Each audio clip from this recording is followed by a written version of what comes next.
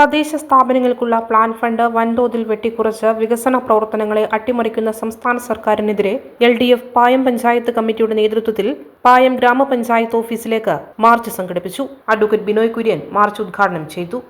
കേരളത്തിൽ അധികാര വികേന്ദ്രീകരണം നമുക്കറിയാം ഏറ്റവും ഫലപ്രദമായ നിലയിൽ നടപ്പിലാക്കിയിട്ടുള്ള ഒരു നാടാണ്.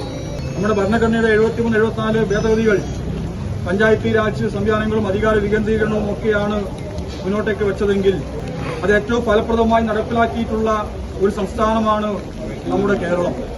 ജനകീയ ആസൂത്രണത്തിലൂടെ അധികാര വികേന്ദ്രീകരണത്തിലൂടെ അധികാരവും ഫണ്ടും ഉദ്യോഗസ്ഥന്മാരെയും എല്ലാം തദ്ദേശ സ്വയംഭരണ സ്ഥാപനങ്ങൾക്ക് നൽകിക്കൊണ്ട് കേരളത്തിലെ തദ്ദേശ സ്വയംഭരണ സ്ഥാപനങ്ങളെ യഥാർത്ഥ പ്രാദേശിക സർക്കാരുകളാക്കിയിട്ടാണ് കേരളത്തിലെ ഇടതുപക്ഷ സർക്കാരുകൾ മാറ്റിയിട്ടുള്ളത്.